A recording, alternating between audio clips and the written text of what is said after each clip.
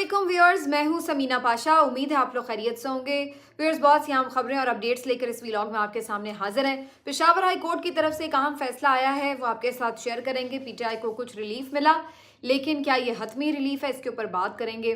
Supreme court से भी आज एक अहम फैसला आया है और 40 साल कबल फांसी का फंदा चढ़ने वाले जुल्फ़िकार अली भुट्टो को इंसाफ मिल गया है। लेकिन जो जिंदा लोग हैं उन्हें इंसाफ कब मिलेगा और क्या उन्हें इंसाफ के लिए मरना ही पड़ेगा, फांसी का फंदा ही गले में डालना पड़ेगा, तभी इंसाफ मिलेगा? क्योंकि यहाँ तो हमें लग रहा है कि जीते जी लोग मर रहे हैं लेकिन इंसाफ नहीं मिल रहा। इसके ऊपर बात करेंगे तफसील से। जहाँ इंसाफ की बात कर रहे हैं वहाँ कोर्ट्स में दो और इंसाफ के मुतलाशी आज पेश किए गए, असद अली तूरबी और इमरान रियाज भी। क्या हुआ उनके केसेस का और उनकी गुफ्तगू और उनके अज़्म के हवाले से डिस्कस करेंगे इस व्लॉग में। आपको बताएंगे अहम तैनाती के हवाले से जो कि केपी में हुई है, और साथ ही साथ आज शहबाज शरीफ साहब से आर्मी चीफ की मुलाकात हुई है, इसके ऊपर भी बात करेंगे। मोहसिन नकवी साहब की एक वीडियो काफ़ी वायरल हुई है सोशल मीडिया के ऊपर, उसके ऊपर कुछ कमेंट करेंगे। तो काफ़ी कुछ है जी आज के व्लॉग में। आपसे रिक्वेस्ट है कि चैनल को सब्सक्राइब कर लें अगर अभी तक सब्सक्राइब नहीं किया। सबसे पहले जी ज़रा बात हो जाए कि पेशावर हाई कोर्ट की तरफ से क्या अहम फैसला आया है। जैसा कि आप लोग जानते हैं कि इलेक्शन कमीशन ऑफ पाकिस्तान ने बददियानती और नाइंसाफ़ी की इंतहा करते हुए और नई तारीख रकम करते हुए पाकिस्तान तहरीक इंसाफ की जो मखसूस नशस्तें थी, ना सिर्फ ये कि उन्हें नहीं दी बल्कि उनके हिस्से की मखसूस नशस्तें बाकी जमातों में बांटने का फैसला भी किया था। और ये इतना मज़हका खेज़ और इस कदर नाइंसाफ़ी पर मबनी फ़ैसला था कि ख़ुद बहुत सारे PMLN के लोग, उनके हामी सहाफ़ी और उनके हामी वकला जो हैं या कानूनदान जो हैं, वो भी इस फैसले का दिफा करते नज़र नहीं आ रहे। और उनके ख्याल से भी ये सरीहन कानून की भी खिलाफ वर्जी और अखलाकी तौर पर भी बहुत ही पस्त फैसला है। तो इस फैसले के तहत अजीबो गरीब सूरत हाल हुई, यानी आप कह सकते हैं कि पाकिस्तान तहरीक इंसाफ की 100 से ज़ायद जो मखसूस नशस्तें हैं वो बाकी जमातों में ऐसे माले गनीमत की तरह बांटी जा रही हैं। और वैसी ही बेशरम ये बाकी सियासी जमातें हैं जो लेने के लिए पहुंच भी गई हैं इलेक्शन कमीशन ऑफ पाकिस्तान की, जी उन्हें नहीं मिल रही तो हमें दे दें। मैं आज ये सोच रही थी कि ये बिल्कुल इसी तरह का फैसला है कि जैसे आप यूँ समझ लीजिए कि क्रिकेट मैच में अगर कोई एक टीम अपने मुकर्ररा ओवर्स पूरे खेलने में कामयाब ना हो सके किसी वजह से और उसके कोई 8-10 ओवर बच जाएं, तो ये कहा जाए कि हाँ भाई 8-10 ओवर चूंकि बच गए हैं तो लिहाजा अब ये ओवर जो हैं ये दूसरी टीम को इजाफी तौर पर दे दिए जाएं। तो ये बिल्कुल कुछ ऐसी ही सूरत हाल है कि अगर किसी टेक्निकल, अगर ये बात मान भी ली जाए कि टेक्निकली सुन्नी इत्तेहाद काउंसिल को ये सीटें नहीं मिल सकती, तो ये तो बहरहाल कहीं पर भी साबित नहीं हो सकता कि ये सीटें दूसरी जमातों को मिल जाए। तो ये बिल्कुल इसी तरह की एक मिसाल नज़र आती है। और फिर इसने जो लतीफ़े घड़े हैं वो मैं आपके सामने रख देती हूँ। आज सेनेटर फैसल जावेद ने सेनेट इसमें इसके ऊपर बड़ी जानदार तकरीर भी की और फिर उसके बाद उन्होंने इसके ऊपर एक मिसाल भी दी कि अगर सिर्फ KP असम्बली की आप बात करें तो आप हैरान रह जाएंगे कि क्या रेशो बनती है मखसूस नशस्तों की। यानी JUIF मौलाना साहब की जमात जिन्होंने KP असम्बली में 7 नशस्तें सिर्फ जीती हैं, उन्हें PTI की नशस्तें मिलाकर 10 नशस्तें मखसूस ही दे दी जाएंगी। अंदाज़ा लगाएं जितनी जीती हैं उससे भी ज़्यादा उन्हें सीटें जो हैं वो गिफ्ट हो जाएंगी। इसी तरीके से पीपल्स पार्टी ने अगर 4 जीती हैं तो उनको 6 मुफ्त में मिल जाएंगी। और पीपल्स पार्टी के अलावा PMLN ने 6 जीती हैं तो उन्हें 8 मुफ्त में मिल रही हैं। इसी तरीके से ANP ने अगर 1 जीती है तो उन्हें 1 साथ मुफ्त में मिल रही है। तो टोटल ये तकरीबन 26 जिन्होंने नशस्तें जीती हैं उनको 19 नशस्तें जो हैं वो मुफ्त में, बल्कि 19 नशस्तें जीती हैं तो उन्हें 26 नशस्तें मुफ्त में मिल रही हैं, जितनी जीती हैं उससे भी ज़्यादा। ये सूरत हाल है और ये इंसाफ का हमारे यहाँ आप जनाजा देख लें जिस अंदाज से निकल रहा है। बहरहाल इस सारे मामले को पेशावर हाई कोर्ट में PTI ने चैलेंज किया था आज ही के रोज़, और आज ही के रोज़ ये समाअत भी इसके ऊपर हुई, इब्तदाई समाअत, जिसमें ये तय किया जाना था कि ये दरख्वास्त काबिल समाअत है या नहीं। और इसके ऊपर फैसला पहले तो महफूज हुआ, ये फैसला बाद में सुनाया गया। तो इसके मुताबिक पेशावर हाई कोर्ट ने पाकिस्तान तहरीक इंसाफ की दरख्वास्त को कबूल करते हुए इसे काबिल समाअत करार दिया है और साथ ही एक अबूरी हुक्म भी जारी किया है स्पीकर असम्बली को, यानी स्पीकर कौमी असम्बली को, कि वो किसी भी जो नए ये लोग आ रहे हैं मखसूस नशस्तें जो इनकी दी गई हैं PTI की, उनके तहत किसी से भी हलफ ना लें मजीद अरकान से, तो हलफ लेने से भी उन्हें रोक दिया है। तो ये एक अच्छी डेवलपमेंट है पेशावर हाई कोर्ट की तरफ से। बाकी इसके ऊपर क्या होगा देखना ये है कि ये आगे जो मामला है ये अगर पेशावर हाई कोर्ट इसको जब फुली सुनेगी हेयरिंग के बाद, और फिर भी अगर उनका फैसला ये रहता है कि इनकी जो सुन्नी इत्तेहाद काउंसिल की नशिस्तें हैं या पीटीआई की जो नशिस्तें हैं ये बाकी जमातों को अगर नहीं भी दी जा सकती तो ये किसी को भी नहीं दी जाएंगी, या मे भी वो यही कहें कि इन्हीं की हक बनता है, क्योंकि इसकी मिसालें बहरहाल मौजूद हैं। बाप पार्टी की भी मिसाल मौजूद है, सब दे रहे हैं 2019 में उन्हें जिस तरह से नशिस्तें मिली थी, तो ये बाद में भी हो सकता है ऐसा। तो ये नशिस्तें इनका हक है, इन्हें मिलनी चाहिए, और मुझे उम्मीद है कि पेशावर हाई कोर्ट ये फैसला करेगी भी। लेकिन सवाल ये पैदा होता है कि इलेक्शन कमीशन फिर इस फैसले को अगर सुप्रीम कोर्ट में चैलेंज करता है तो क्या सूरत हाल होगी। बहुत सारे लोगों का ये ख्याल है कि शायद काजी फाइज ईसा साहब इस मामले के अंदर या तो बैठेंगे ही नहीं, और अगर बैठे भी तो शायद वो इस फैसले के ऊपर खिलाफ फैसला ना दें पीटीआई का, क्योंकि उनकी क्रेडिबिलिटी पहले ही बड़ी मजरूह हो रही है। और अगर इस तरह का एक वाज़ेह फैसला कि जिसके ऊपर सब पहले ही से ये कह रहे हैं कि ये नशिस्तें दूसरी जमातों को नहीं दी जा सकती, अगर ऐसा बाइस्ड फैसला देने में भी काजी साहब ने अपना हिस्सा डाला तो ये बहुत ही उनके लिए एक शर्मनाक मामला होगा। लेकिन अब बात ये है कि एक बिल्कुल ये बात अपनी जगह मौजूद है कि हो सकता है काजी साहब इसमें ना बैठें, अगर बैठें भी तो हो सकता है फैसला फिर भी पाकिस्तान तहरीक इंसाफ के हक में ही आ जाए।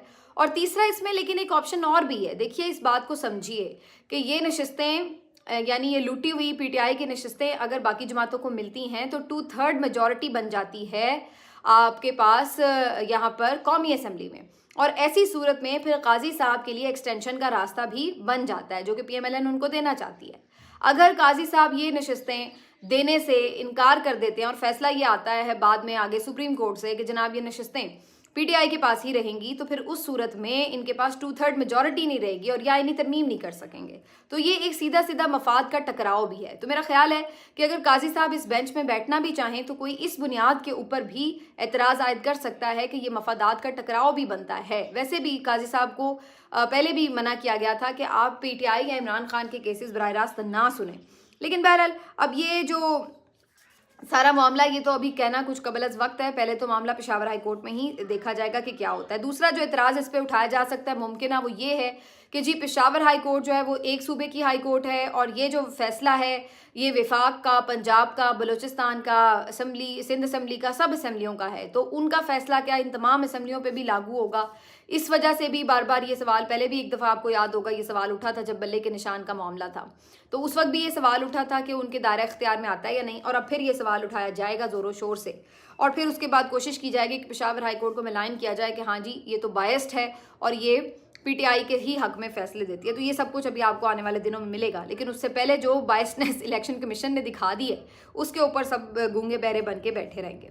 अब जी आगे आ जाते हैं और बात करते हैं भुट्टो साहब के रेफरेंस की, जिसको 14 साल पहले सदर जरदारी जब थे उन्होंने भेजा था सुप्रीम कोर्ट ऑफ पाकिस्तान को, और उसका फैसला आज आया है सामने, और काजी फाइज ईसा साहब ने इसके ऊपर हेयरिंग भी की उनके बेंच ने, और मुत्तफ़िका तौर पर ये फैसला दिया गया है कि ये बात दुरुस्त है कि भुट्टो साहब को फेयर ट्रायल का मौका नहीं मिला, और अगर कोई गलती माजी में हुई है तो उसको सुधारना चाहिए। अगरचे अब चूँकि ये मामला ये तो नहीं हो सकता कि दोबारा से ट्रायल हो या भुट्टो साहब को दोबारा से ज़िंदगी तो नहीं मिल सकती, लेकिन इस बात को तस्लीम करना अदालती तौर पर इसकी एक सिंबॉलिक अहमियत ज़रूर हो सकती है कि भी इसकी सिंबॉलिक अहमियत है, लेकिन जिन हालात में ये वैसे फ़ैसला आया है तो इसकी सिंबॉलिक अहमियत भी कम कर दी क्योंकि लोग तो अब ये बात सवाल कर रहे हैं कि भाई आप मुर्दों को तो इंसाफ दे रहे हैं तो जिंदों को तो पहले इंसाफ दें, जो दुनिया से चला गया है उसको तो इस फैसले से फ़र्क नहीं पड़ता कि आपने उसको इंसाफ दे दिया या नहीं दिया, उसके साथ सच का मामला हुआ या झूठ का मामला हुआ, लेकिन कम से कम जो लोग जिंदा हैं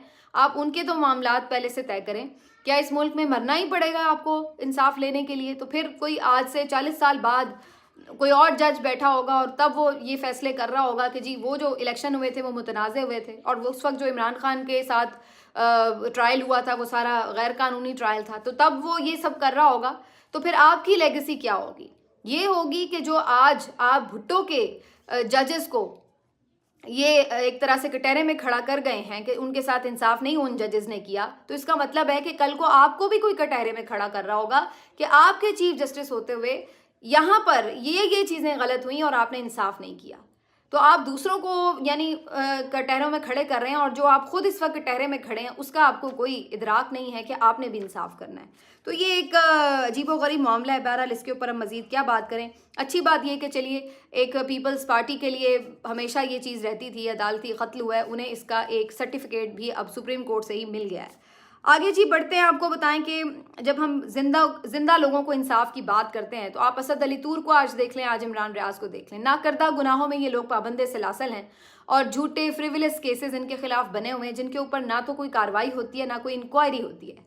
मसला सिर्फ ये है कि ये बोलते क्यों हैं और इनका बोलना नापसंद है, इनकी जो तनकीद है आज बुरी लग रही है। इस वजह से इनको पाबंदे सलासल रखना है कि इनको खामोश करवाया जा सके।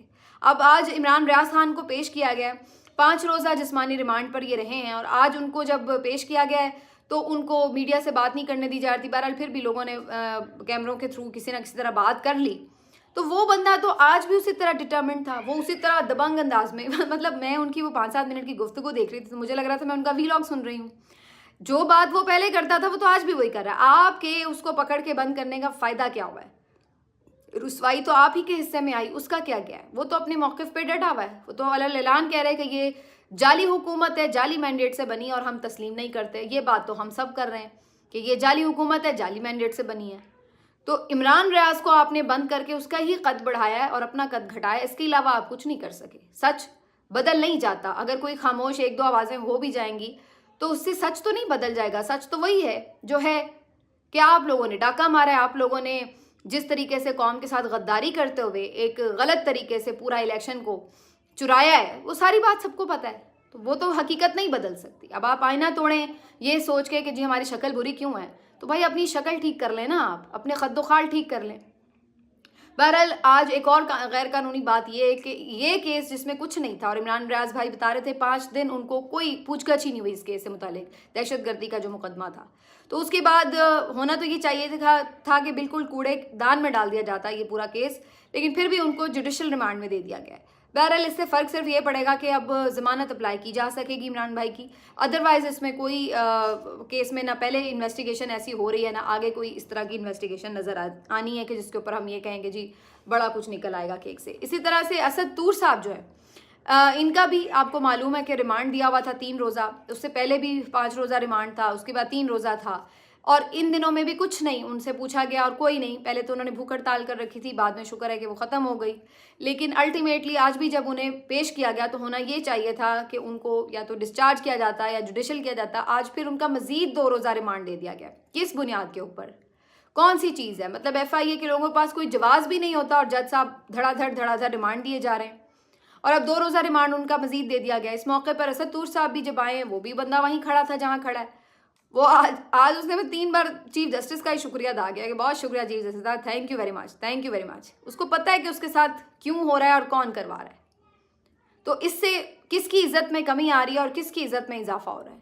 कल यही असद तूर जब चीफ जस्टिस साहब आपके हक में बोलता था और इतनी ही सख्त लैंग्वेज पुराने चीफ जस्टिस के लिए यूज़ करता था, मिलिट्री इस्टेब्लिशमेंट के लिए यूज़ करता था, तब यही असद तूर आपको बहुत प्यारा था, आप इसको गिफ्ट्स भेजते थे, बहुत आपको अच्छा लगता था, अपने करीब रखते थे। आज वही असद तूर अगर आपके ऊपर तनकीद कर रहा है कि आपने कोई फैसला गलत किया है, तो आज आपको वही असद तूर बुरा लग रहा है। आज उसके अल्फाज सबको बड़े सख्त लग रहे हैं आप लोगों को कि जी बड़ी सख्त तनकीद करता है। उस वक्त उसके मुंह से कौन से फूल झड़ रहे होते, तब भी वो ऐसे ही बात करता था। बात यह कि जब भी ताकतवरों को आईना दिखाया जाता है तो फिर आपको वो आईना बुरा लगता है। हाँ, वो अगर आपके हक में बात जारी हो तो वो आपको बहुत अच्छी लगती है। यही मिसाल असद तूर की है इस वक्त, जो कि इस वक्त अताब का शिकार है और न जाने कब तक रहे। लेकिन इससे फैसला देखिए, इससे चीज़ें नहीं बदलती। मैं बार बार यही बात कर रही हूँ। आपने इमरान रियाज असद तूर को पकड़ लिया तो कोई 4 लोग और वही बात कर रहे हैं। कल मंसूर भी यही बात कर रहे थे कि इलेक्शन चुराएगा, तो फिर क्या फ़र्क पड़ रहा है? तो ये आप चीज़ जो अगर ये कहें कि जी हाल अगर आप 2-4 लोगों को पकड़ लेंगे तो उससे हकीकत बदल जाती है, हकीकत तो नहीं बदलती है। तो ये सिर्फ अलमनाक बात यह है कि जो हमारे सहाफ़ी बरादरी हैं वो भी इस सिलसिले में कितनी ज़्यादा मुनाफ़कत दिखाते हैं कि कोई इसके ऊपर उस तरह की एक प्रोटेस्ट जो होना चाहिए था बहुत यूनिटी के साथ, वो हमें नज़र नहीं आता। ये मैं हमेशा ही बात करती हूँ। अब जी आपको बता दें कि मुज़म्मिल असलम साहब को KP में एडवाइज़र टू CM मुकर्रर किया गया है, मशीर यानी ख़जाना का। अच्छी तकर्री है। मुज़म्मिल असलम साहब एक ना सिर्फ ये कि माशी मामलात को बहुत अच्छे तरीके से समझते हैं, बल्कि उनको एक्सप्लेन करने की भी बड़ी अच्छी सलाहियत रखते हैं। तो पिछली दफ़ा वो तर्जुमान थे वफाक में, वजारत ख़जाना के। अब चूँकि वफाक में हुकूमत नहीं बना सकी PTI, तो उन्हें खैबर पख्तूनख्वा में उनकी खिदमात दी गई हैं। तो ये एक अच्छा जिसको कहते हैं कि वेल डिज़र्व्ड किस्म की अपॉइंटमेंट है, तो उनको हम कहेंगे बेस्ट ऑफ लक। आगे आ जाते हैं जी। शहबाज शरीफ साहब को आज आर्मी चीफ मिलने आए और हमने देखा कि शहबाज शरीफ साहब जो है उनको बाहर तक रिसीव करने आए। फिर आर्मी चीफ ने तो उन्हें सैल्यूट किया और साथ में शहबाज शरीफ साहब भी उन्हें सैल्यूट कर रहे थे। ये भी अपने आप में बड़ा दिलचस्प था नज़ारा।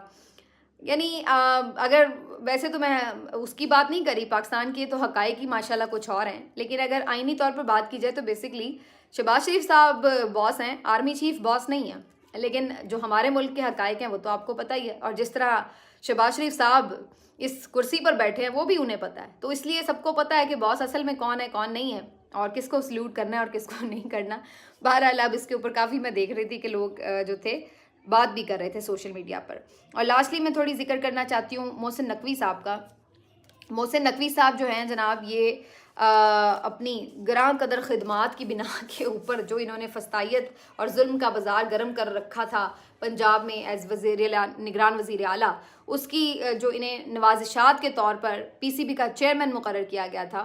तो आज इनकी एक वीडियो सामने आई है जिसमें ये प्लेयर्स के साथ गालिबन बातचीत कर रहे हैं, और बाकी भी शायद टीम के जो मैनेजमेंट वगैरह वो भी शायद मुखातिब हों उनके। लेकिन बड़ी उनकी जनाब अपनी तरफ से तो बड़ी एफिशिएंसी दिखा रहे थे कि जनाब मैं तो कोई चीज़ बर्दाश्त नहीं करूँगा, ये वो कोई कंप्लेन ना मुझे आए, फिर मैं सीधा हो जाता हूँ, मैं ये तो वो। तो बड़ी धमकी आमेज़ किस्म की उनकी गुफ्तगू मालूम हो रही थी। और मैं उस शख्स को देख रही थी और सोच रही थी कि भाई आप हो कौन, हु आर यू, आपकी खिदमत क्या है मुल्क के लिए, किया क्या है आपने मुल्क के लिए। आप उन लोगों से मुखातिब हैं जो मुल्क का नाम रोशन कर रहे हैं, जो मुल्क के हीरोज़ हैं, जो मुल्क के लिए मेहनत कर रहे हैं, जो मुल्क के लिए जान लड़ाते हैं। और आपने क्या किया है मुल्क के लिए, और आपकी अचीवमेंट क्या, आप पहुँचे यहाँ पे कैसे हैं। और आप उनको आके जनाब धमकियाँ लगा रहे हैं और उनके ऊपर रोब जमा रहे हैं कि जी ऐसे नहीं तो वैसा नहीं, यूँ नहीं तो वो नहीं। भाई आप हो कौन? आपने, आपका तो अपना करियर इतना दागदार है जितना भी है कि आपने आइन और कानून की जिस तरीके से बेहुरमती की है, और जिस तरीके से आपने लोगों की बद्दुआएं समेटी हैं, जो आपने यजीदियत की इंतहा कायम की हुई थी पंजाब में, ये सब किसी को भूल सकता है? और आपको इन वजह से सिर्फ कि जी आप कुछ लोगों के बड़े करीबी हैं, कुछ लोगों के बड़े ख़ास बंदे हैं, शायद कोई दूर पार की रिश्तेदारी भी है, तो आपको उठा के जनाब ओहदों पे बिठाया जा रहा है। तो कम से कम आप अपने आप में तो रहें। और आप जो हैं वो उठ के उन लोगों के ऊपर अब रोब जमाएंगे और उनको बताएंगे कि जी तुम्हारे साथ ये हो जाएगा वो हो जाएगा, कि जो लोग कौम की खिदमत कर रहे हैं। ये हमारा अलमिया है बहैसियत कौम कि छोटे बोने लोग हमने बड़े ओहदों पर बिठाए हुए हैं, और वो फैसले कर रहे हैं उन लोगों का जो सच में वतन के लिए कुछ ना कुछ कर रहे हैं, जो वतन के लिए जान मार रहे हैं, जो वतन के लिए खिदमत करना चाहते हैं, जो वाकई वतन की मोहब्बत के जज्बे से सरशार है। और उनके ऊपर वो बोने लोग बैठे हुए हैं जो अपने अपने मफाद के ग़ुलाम हैं, जो अपनी अनाओं के असीर हैं, और वो उठ के फ़ैसले कर रहे हैं उन लोगों के कि जो इस वक्त बेशक कमज़ोर हैं लेकिन अंदर से वही ताकतवर हैं। तो ये एक हमारे मुल्क का अलमिया है, और इसी वजह से हमारा मुल्क आज यहाँ पर है, इस नहज पर। हर शोबे में जो हम जलील हो रहे हैं ना दुनिया में, वो एवं नहीं हो रहे, वो यही वजूहात हैं।